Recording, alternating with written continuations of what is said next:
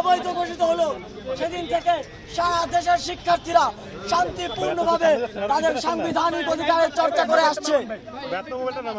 আমরা খুবই যৌক্তিক একটি দাবিতে শান্তিপূর্ণভাবে আন্দোলন করে আসছিলাম।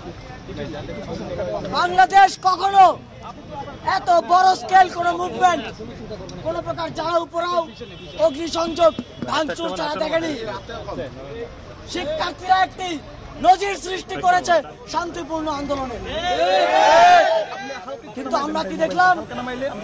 প্রশাসনের পক্ষ থেকে, ক্ষমতাসীন ছাত্র সংগঠনের পক্ষ থেকে আমাদের আন্দোলনকে, শিক্ষার্থীদেরকে উস্কে দেওয়া হলো। সারা দেশে মর্মান্তিক ভাবে আমাদের আন্দোলনকারীদের উপর হামলা করা হলো। আজ দুঃখের সাথে বলতে হয়, আমার ক্যাম্পাসের বোনেরা, আমার ক্যাম্পাসের ভাইয়েরা যখন তার ক্যাম্পাসের ভেতর একটি যৌক্তিক দাবিতে কর্মসূচি পালন করে, তখন বাসে করে, ট্রাকে করে আসা টোকাইরা তাদের উপর হামলা করার ধৃষ্টতা দেখাতে পারে। আমরা এই ঘটনার তীব্র নিন্দা ও প্রতিবাদ জানাই।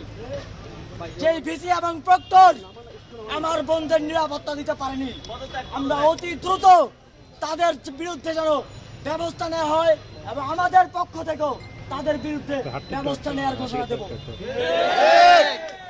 সংগ্রামী বন্ধুগণ, আপনারা দেখেছেন আমরা এই সংবাদ সম্মেলনটি শহীদ মিনারে করতে চেয়েছিলাম। আমাদের ক্যাম্পাসে পুলিশ আমাদেরকে বলল আমরা নাকি যেতে পারবো না। আমরা বললাম আমরা রেগুলার স্টুডেন্ট, আমাদের আইডি কার্ড আছে। তিনি তারপরেও যেতে দিলেন না। অথচ আমাদের ক্যাম্পাসের ভেতর ওই টোকাইরা ঘুরে বেড়াচ্ছে। আমরা কিন্তু বেশি দিন এটি বরদাস্ত করব না। ঢাকা বিশ্ববিদ্যালয়ের শিক্ষার্থীরা নেমে আসলে কি হয় তা কাল রাতে আপনারা দেখেছেন। এই টোকাইদের ঠিকানা এই ক্যাম্পাসে হবে না, এই টোকাইদের ঠিকানা এই ক্যাম্পাসে হবে না, এই ক্যাম্পাসে হবে না, টোকাইদের ঠিকানা টোকাইদের ঠিকানা এই ক্যাম্পাসে হবে না, সন্ত্রাসীদের ঠিকানা এই ক্যাম্পাসে হবে না, সন্ত্রাসীদের ঠিকানা এই কর্মসূচি উদ্যোগ নির্দেশনা দিলেন আমাদের অন্যতম সমন্বয়ক নাহিদ ইসলাম। আপনারা আজকে সারাদিন দেখেছেন কি হয়েছে। ঢাকা বিশ্ববিদ্যালয়ের ইতিহাসের অন্যতম একটি মর্মান্তিক দিন আজকে ঘটেছে। আজকে পরিকল্পিতভাবে বহিরাগত অছাত্র এনে এই বৈষম্য বিরোধী খবর পেয়েছি 2 শতাধিকের উপরে আমাদের আহত হয়েছে এবং যার মধ্যে 20 থেকে 25 জনের অবস্থা খুবই ক্রিটিক্যাল।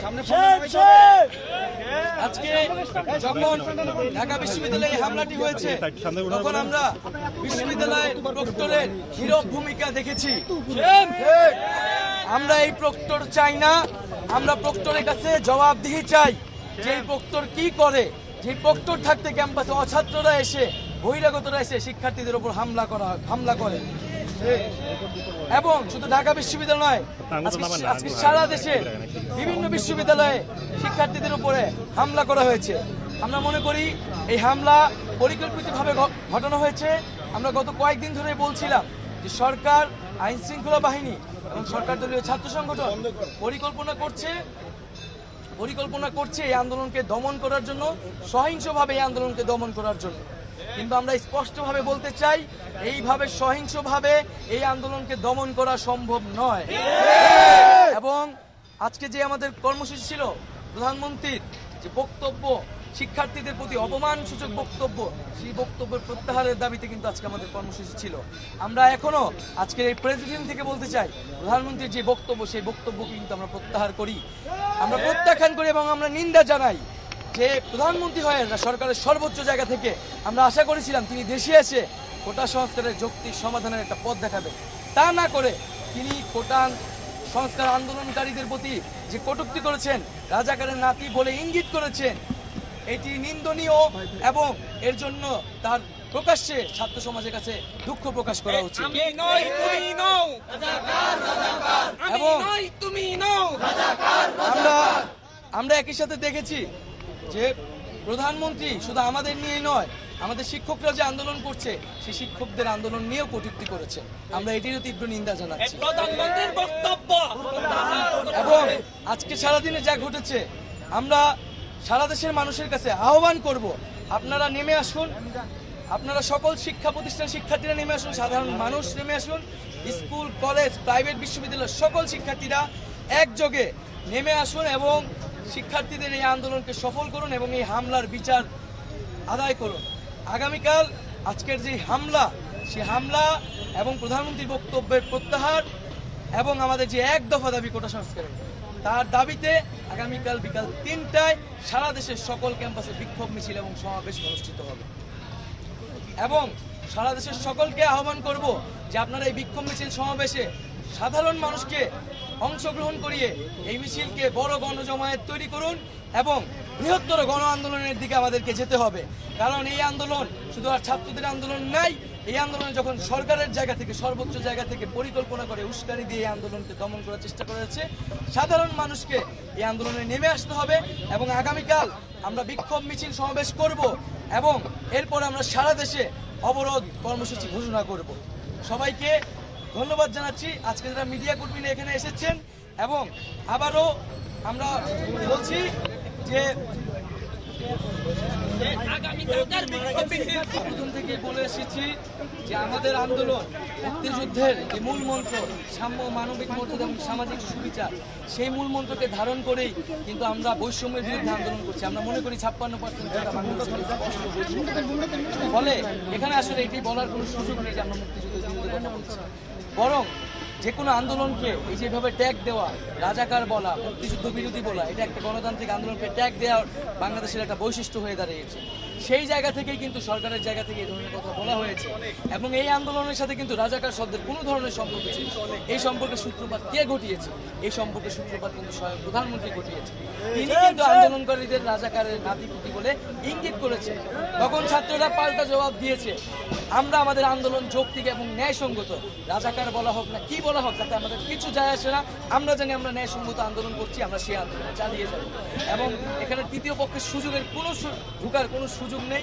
আমরা সবসময় বলছি শিক্ষার্থীদের একটা যৌক্তিক দাবি পূরণ করে দিলে এই আন্দোলন শেষ হয়ে যাবে। এখানে তো দাবি পূরণ না করে তারা কেন এই ধরনের কথা বলতেছে, এটাই আমাদের কাছে বোধগম্য হচ্ছে।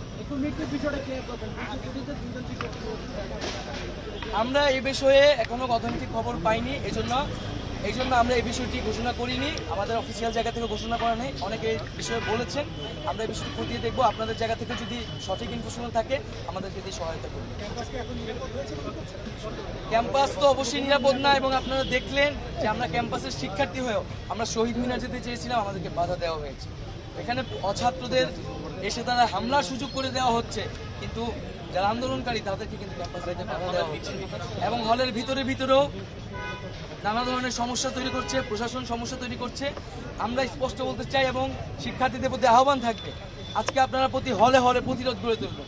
যেসব হল ক্যান্ডিডেটরা, যেসব নেতারা আপনাদের উপর আঘাত করেছে, আমাদের বোনেদের উপর আঘাত করেছে, তাদেরকে কিন্তু আপনারা হলে ঢুকতে দিবেন। এই হল শিক্ষার্থীদের হল, এই হলে কোনো অছাত্র, কোনো সন্ত্রাসীদের জায়গা হবে না। আমরা অলরেডি দেখেছি অমর একুশে হল, শহীদুল্লাহ হল, এফএইচন, তারা কিন্তু হলে অবস্থান নিয়েছে এবং তারা প্রতিজ্ঞা করেছে, প্রতিরোধ করছে যে হলে যারা তাদেরকে হামলা করেছে, যেসব সন্ত্রাসীরা, এইসব সন্ত্রাসীদের তাদেরকে হলে ঢুকতে দেওয়া হবে। সকল হলে আপনারা এই প্রতিরোধ তৈরি করুন। হল যারা নেতা তারা যাতে আজকে ক্যাম্পাসে ঢুকতে না পারে। চাপাটি ব্যবহার হয়েছে, ইট পাটকেল মারা হয়েছে, রামরাজ ব্যবহার হয়েছে, টাকা গুলির শব্দ আমরা শুনেছি, কিন্তু কেউ গুলিতে আহত হয়েছে এ বিষয়ে আমাদের কাছে। এখন ছাত্ররা হলে ফিরে যাবে, হলে অবস্থান নেবে। হল ক্যান্ডিডেট যারা আজকে হামলায় জড়িত ছিল, সন্ত্রাসী, তাদেরকে হলে ঢুকতে দেওয়া হবে।